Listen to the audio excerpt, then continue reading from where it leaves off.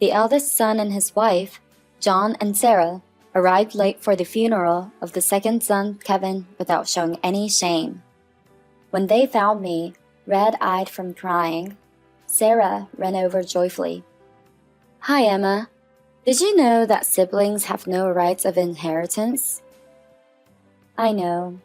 I will inherit Kevin's legacy as his parent." Sarah inexplicably showed me Kevin's passbook and seal with smiling as I answered, "Sorry, but I've already used $70,000. "What? Why?" "It's because I had his will that he would leave his property to his eldest daughter-in-law. I actually asked him to draw it up when he was drunk the other day. I never thought he would pass away so soon after making it.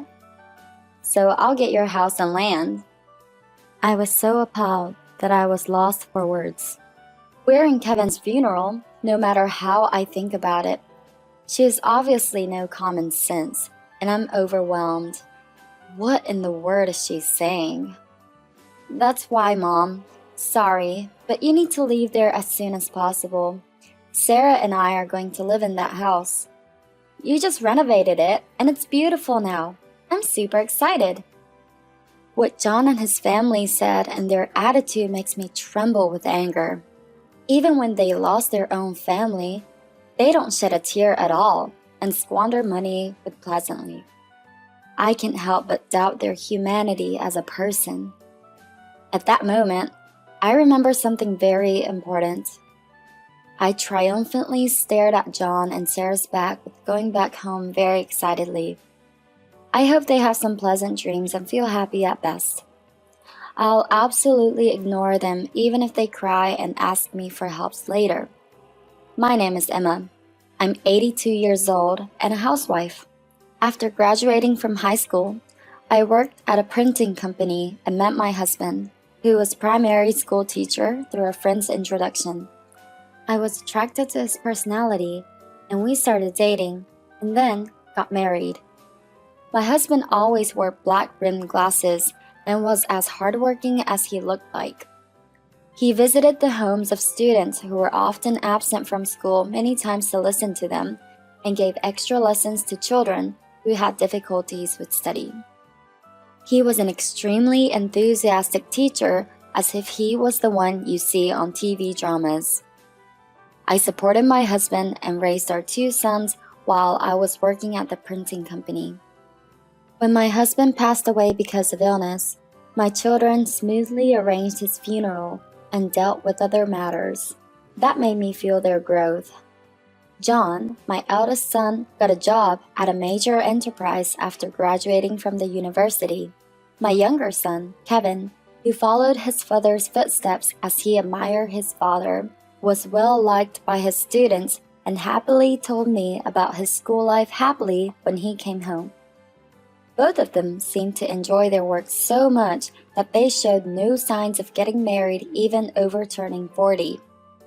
When I was thinking that they were their choices, John called me and said, "I'd like to introduce my fiancée, so I'll bring her this weekend." I was quite surprised, but also so happy that I wanted to jump for joy. I welcomed John's fiancée with excitement and nervousness at the weekend, but I was shocked at her. It was because the woman who came with him was unfriendly and looked very plain. Even though they wanted to get married and came to greet us, she had no accessories or makeup. She would be better than a showy one though. Her long black hair, which was tied back, and her cream-colored outfit were impressing calm, but it didn't fit her. Even when I talked to her, her facial expression didn't change, and she spoke in a low voice, so I could barely hear her greetings. I couldn't help but get a very gloomy impression and got worried that this woman might make their everyday life solemn like a funeral. But she is the woman John chose. It seems cruel to object here and above all his age. I'm not sure if he'll have other chances to marry. After the conflict, I decided to accept their marriage. John and Sarah are living in a new house in the same city, and they often visited me as they were worried about me living alone. Sarah let me in little by little through talking to her with a smile every time we met. Eventually, she even got used to me and cooked in my kitchen. She had a cooking license, so all kinds of cuisine like Japanese, Western, and Chinese she made were as delicious as if they were served in a restaurant. When I praised for her dishes, "You can open a restaurant," Sarah smiled bashfully. She still had a plain vibe, but she was cute when she smiled. John looked lovingly at her smiling face. John and Sarah seemed to get along well, and I thought I would also be able to keep a good relationship with them. Even though her hair was into the dishes a few times, I pretended not to see because I didn't want to break the good rapport we built with her by nitpicking. But my hopes were trampled on so easily, straight away. Sarah always sent me famous baked sweets on Mother's Day, my birthday, and on other occasions like midsummer and year-end gifts. I was proud of having such a good daughter-in-law. I tasted something odd when I was having the sweets she gave me with a cup of tea. I wondered why it tastes so off, even though this is a highly rated store and I checked the best by date. Unbelievably, the best by date was more than a year ago. I immediately called her to ask where she bought it, and Sarah just laughed and answered, "Oh, I'm sorry. I mistakenly sent you the older one because I buy the sweets of the shop for myself as well. I'll be careful next time." It seemed that she didn't buy them at the department store and sending them right away. I told her, "What if anything should happen to you? Be careful." But nothing changed the next time. If I bought one for myself, I wouldn't mind having them even if the best by date was expired for a few days before. But I believe it was inappropriate to send it to others as a gift. When I contacted her again after this happened several times, John took the phone from her. "Mom, don't be hard on Sarah. She sends them for you considerately. We'd sever our family ties with you if you're going to disregard her feelings." I understand. I'm sorry." I apologized, but I was shocked at what John said. From that point on, expired gifts were sent from her, so I threw them away as soon as they were delivered. Gradually, they started saying, "We're busy with work," and John and his wife stopped visiting my house. Since their marriage, John and Sarah had not wanted children, and Sarah had been working full-time as a chef. I kept in touch with my other son, Kevin, who was living alone, but he seemed busy with his work as a teacher and came home for only summer vacation and New Year's vacation. I was also busy with catching up with my friends and learning my hobbies like handcrafting online, so I didn't worry too much and thought, that'll be good as long as they are doing well. Then one day, John called me for the first time in a long time, and he said, "I'll come home because I have good news." I thought he might have been promoted, but when I went to greet them at the door, I had to do a double take at John's appearance. "What? You're John, aren't you? What happened to your clothes?" "Mom, cool, huh? I've changed, you know."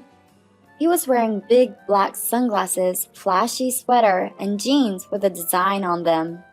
Most surprisingly, John, who had always had short black hair, now had pink, long hair. "Mom, guess how much these clothes cost? This sweater was $2,500, and this jeans were $5,000. High-end brands definitely sit well with me. They're the best." "What? That flashy knit is half of your salary?" "No way. And what's with that hair? Why is a 40-year-old man dressed like an idol?" I was so flustered that I hadn't noticed at first, but there were piercing in his both ears, eyebrows, and lips, and he was wearing extravagant rings on his fingers. "Is that outfit okay at work? Is it allowed?" "John, you're a head of department, aren't you?" "Oh, didn't I tell you? We've quit our jobs." John, who dropped such significant news very easily, said with a laugh, seeing that I had lost my words. Sarah told me a great money-making proposal, so I bought a Porsche for her with my retirement payment. I'll never work and enjoy my entire life from now on. I can tell you if you'd like to know, Mom. I rushed out of the entrance before finishing to listening to John till the end. Then, a bright red Porsche, which was out of place in this countryside, was parked in the parking lot of my house. That dazzling emblem was firmly attached. When the woman got out of the car, my jaw dropped. Who might you be? Oh my gosh, Emma, don't tell me you've forgotten me. This voice, it's Sarah. No doubt about it. But other than the voice, she had changed so much that I wondered if she had switched appearances with someone else. Her long, tied-back black hair had turned blonde and was permed. She used to wear oversized sweater and jeans, but now she was wearing a blue mini dress with a plunging neckline. Her makeup-free, sleepy-looking face had transformed with larger eyes and a fancy impression and brightened by pink lipstick. Her glow skin made her look much younger than 50. It's not just makeup, is it? Did you get plastic surgery? Sarah smiled sensually and approached me, wriggling her body. She tilted her head slightly and grinned at me. John is head over heels for me, so he does everything I ask. If I praise an idol, he tries to imitate them. And when I talked about money-making proposal, he even retired. Also, when I said to him, "Give me your retirement payment," he let me spend it on Porsche and plastic surgery as I wanted. Oh, I was treated to Italian foods at a fine dining restaurant by your son, Kevin, on the other day, by the way. He's quite generous. Seems like he'd save up quite a bit of money. I've made light of him thus far, but I should get closer to him. As I glared at Sarah, she lifted the corners of her lips in a creepy smirk, intertwined her hand with John's arm, and returned to the car. She rolled down the car window, and John smiled and said, "Mom, I'll let you go to an overseas trip when we make a profit. I don't need such a thing. Please work earnestly." You mustn't believe that woman's sweet talk. I know. Think about the country you want to go to, okay? Then John left, making the Porsche's engine roar. I saw him off, feeling full of anxiety. I have no idea why, but bad things kept happening. 2 months after meeting the drastically changed John and Sarah, Kevin passed away due to his chronic illness. The landlord, who felt suspicious of the overflowing mail from the post, entered the room and found Kevin lying dead. I received a call from the landlord and hurried home. Kevin's face was pale, but he looked like he was sleeping. He seemed to have passed away peacefully in his sleep, and his face looked calm. "Kevin! Kevin! This is a lie, right? It's a lie, isn't it? Open your eyes, Kevin." I could do nothing but cling to the cold body of Kevin and continue crying, disregarding the other's eyes. I knew he was going to the hospital, but I had heard that his symptoms were stable recently. I never thought it would suddenly worsen. It's too cruel to pass away before his parent, before me. Kevin lived for only 45 years. As I broke down in tears before Kevin's remains, John and Sarah, whom I had contacted, arrived. Upon seeing Kevin, John grimaced and stood there dumbfoundedly for a while. At first, Sarah was also surprised, but she lifted the corner of her lips into a meaningful smile soon afterwards. Anger welled up at such an imprudent person, and as I glared at her, Sarah pulled John's arm. "John, it's enough. Let's go." Yes." John left, his arm pulled by Sarah.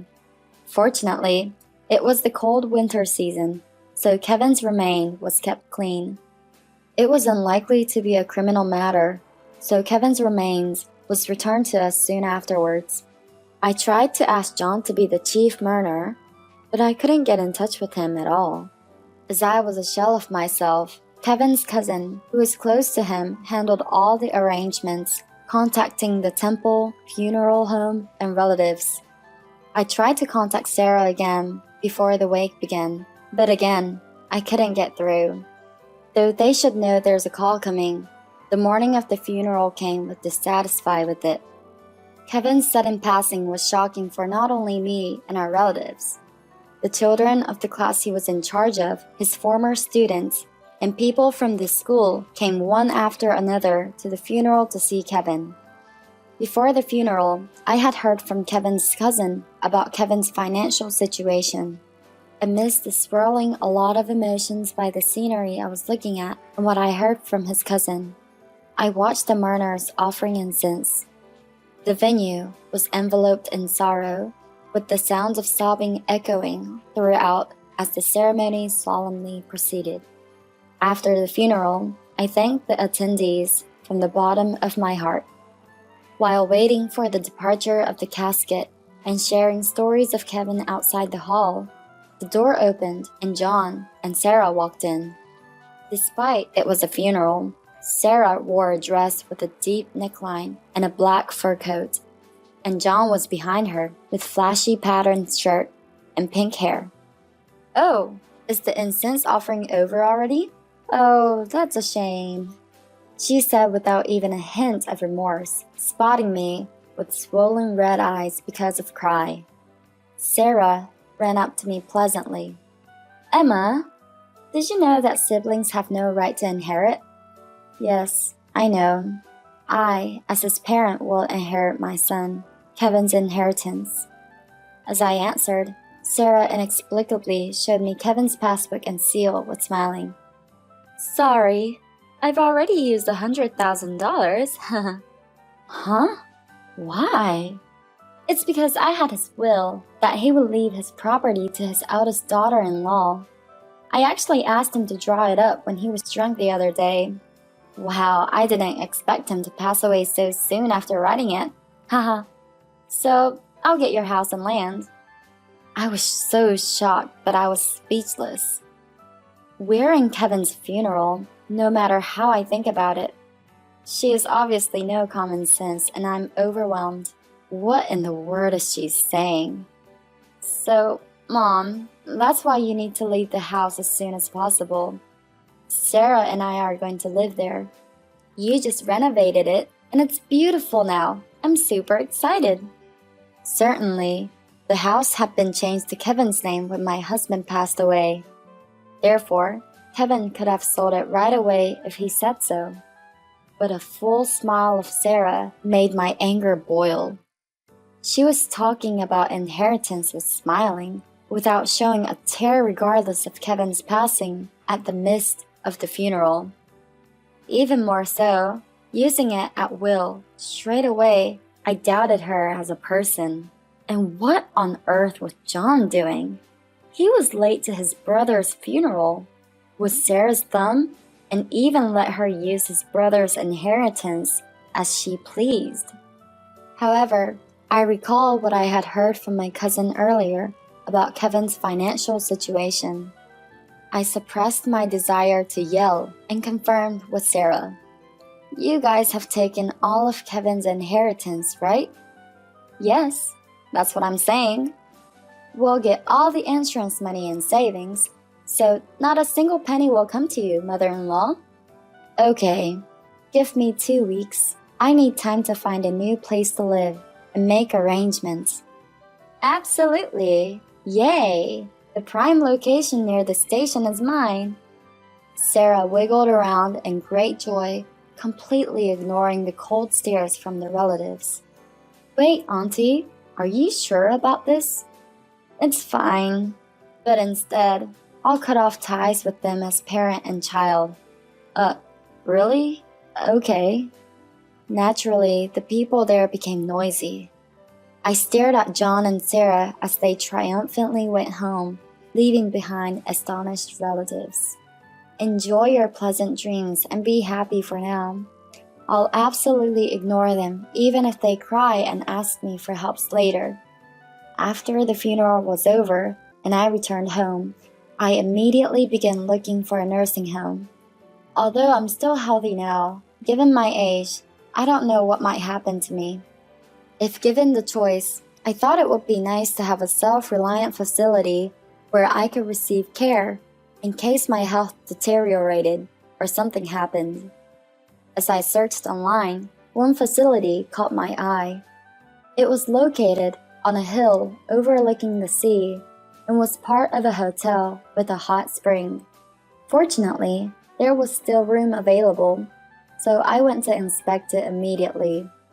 The view was even better than in the online pictures, and the building was clean. Above all, the staff were gentle and friendly. I liked it, so I decided on the spot and moved in right away after packing up at home. As time went by, I was gradually recovering from the loss of Kevin. One day, my cell phone rang when I was planting tomato seedlings at a home garden in the rooftop. I removed my gloves and looked at the phone. As expected, it was John. I was expecting him to call, so I was not surprised, but a scream-like voice echoed in my ear. "Mom, please help me." "No, I've already cut ties with you, so you're not my son." "What? Don't say that. Help me. I never thought this would happen." Although I didn't want to tell him my address, I had no choice. I told them to come and talk to me directly and gave them the address of the facility. And John and his companion arrived 2 hours later. They must have been in a great hurry, as both were panting and breathing heavily. I guided them to the guest room, changed the sign to "In use," and closed the door. I told them to sit on the sofa, but they stood with downcast expression, their eyes fixed on me. I knew all the situation, but I deliberately said, "Aren't you living elegantly? You've taken all of Kevin's inheritance after all." There's no way we could be living elegantly. Kevin was up to his neck in debt."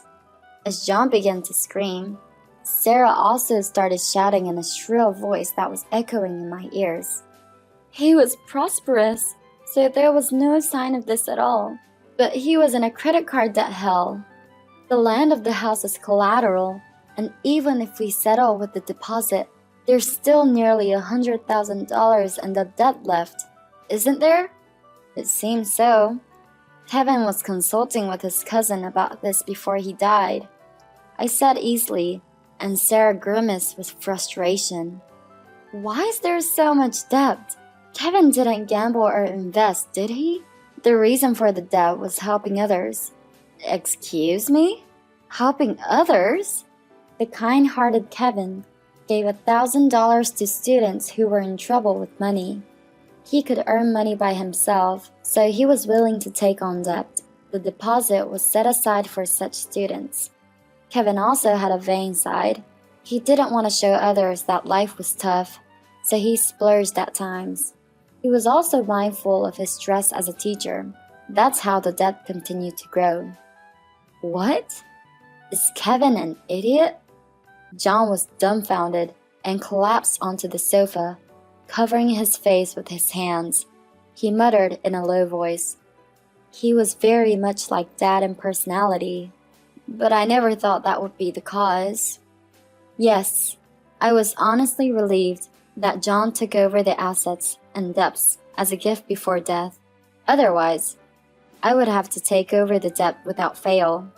If I repay the debt, I will lose all my savings.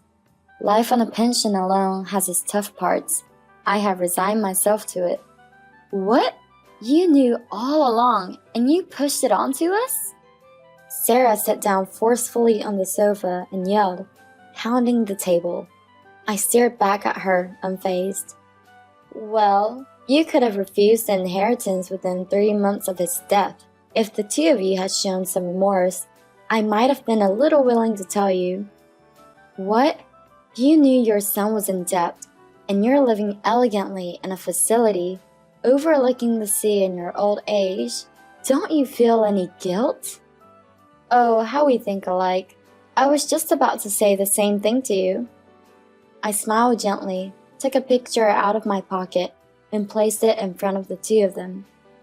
Despite being in an elderly care facility, Sarah, who had been shouting and making a scene, suddenly fell silent at the sight of the photo. John leaned forward to get a good look and froze as he looked at the photo. What? Sarah, you were meeting with Kevin behind my back?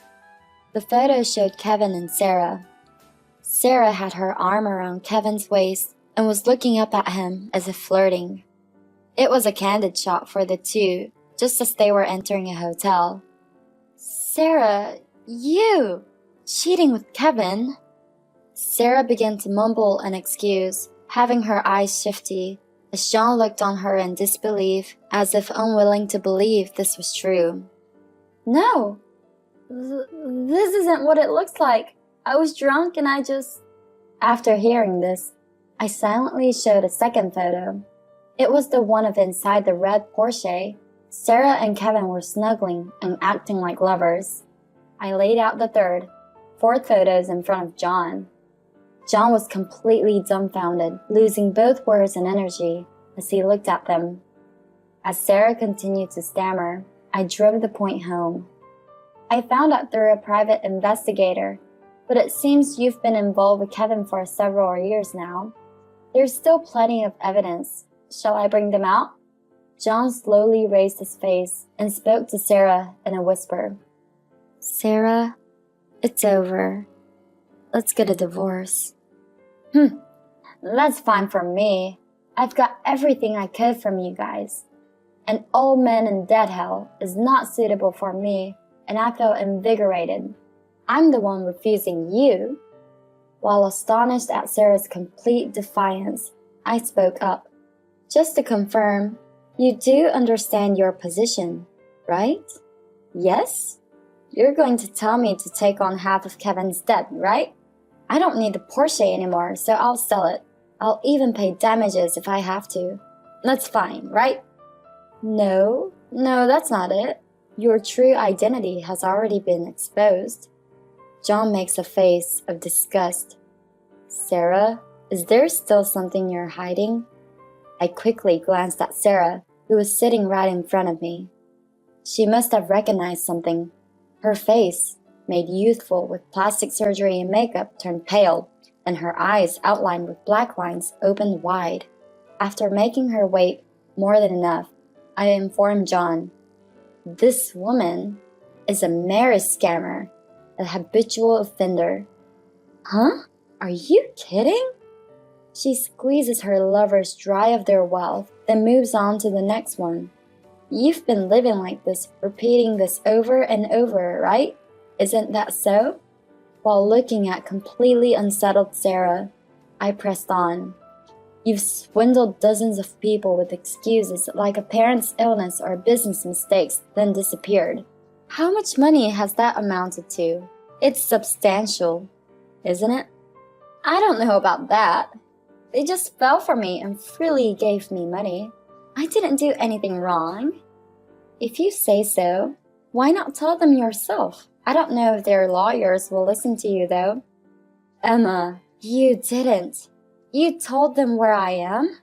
Of course. The private investigators are excellent. They found the identities of those you victimized in about 6 months. I'm grateful. Sarah looked at me with demonic eyes. According to the investigators' report, Sarah's victims were the sons of politicians, second-generation CEOs, and other famous figures. They couldn't make a big move for fear of being sniffed out by the media, so it must have taken time to locate Sarah. My husband was a big landowner in the countryside. It was about time for Sarah to cut her losses with the aging John. After a silence, John staggered slowly to his feet. He seemed ready to pounce on Sarah, but the timid and quiet John clenched his teeth and let out a growl-like sound. I believed in you, Sarah. I loved you, including your mysterious past that you never spoke about. But you were that kind of woman. No way. It's your own fault for being deceived. Ugh, my plan is ruined and it's the worst. I was planning to enjoy the rest of my life with the landowner's eldest son, but now it's all messed up because of this old woman. What are you going to do about it? Upon hearing that, I laughed out loud. Really? My condolences. As Sarah was about to leave the room, I decided to be kind one last time and told her, "Oh, by the way, just to let you know, you should give up on the house where you live with John and also the hideaway for your affairs. Both are subject to seizure." Oh no, the worst. Good luck with paying off the debt, then we won't meet again. I laughed from the bottom of my heart, holding my stomach as I watched Sarah leave angrily and violently. Everything has been solved. Why don't you also go home? There's no point of staying in here. As I got up from the sofa to go back to my room, John called out to stop me. Mom, I'm really sorry for everything. I apologize. John got up from the sofa and bowed deeply to me. I'm really sorry for treating you so badly, Mom. I'll definitely divorce that woman. So, I want you to come back home. I want to start over as a family. I looked down at John with cold feelings without any joy at his words and bluntly told him, Huh? Are you planning to have me help pay off the debt by living together? No, that's not what I mean. John half smiled, as if that was exactly what he meant. No way, I refuse. We've already severed our parent-child relationship, so don't contact me ever again. From now on, I won't meet you either. Mom, aren't you being cold? We're family, aren't we? I strongly shook off John's arm that was trying to cling to me and told him clearly. John, Kevin, both brothers, what are you doing? Being deceived by Sarah? Such a woman. At your age, even if you apologize now, you can't erase the sin of neglecting Kevin's funeral and donating a fortune. Pay off the debt on your own and reflect on your actions. Mom, please. I left John alone and returned to my room. According to the relatives, when Sarah went back home to retrieve her valuables, she was caught by the victims who were waiting in front of the house. The total of refunds to the victims and Kevin's debt was reportedly a staggering amount, causing Sarah to rant about a life forever pursued by debt repayment. She is now working as a contract employee during the day and tirelessly working in a cabaret club at night and on weekends to pay off the debt. John persistently contacted me, asking to help pay off the debt together, so I blocked him without question. John, who resigned from his company at Sarah's behest, began working at a town maintenance factory and a part-times at restaurants and convenience stores at night to pay off Kevin's debt. Meanwhile, I am living a leisurely and free life in a senior facility with an adjoining hotel. Although not very spacious, I am very fond of my room, which overlooks the sea from a large window in the living room. I enjoy reading, watching movies, doing yoga, knitting, patchwork, and other activities in my own time except for meals. Occasionally talking with fellow residents, growing vegetables and fruits in the rooftop home garden. It's surprisingly busy. When friends visit, they stay in the adjoining hotel and we enjoy fresh seafood while catching up on each other's latest news, which has also become one of my pleasures. I want to spend the rest of my life as freely as possible without bothering others. With such feelings, I'm grateful for my health today. Enjoy my day slowly.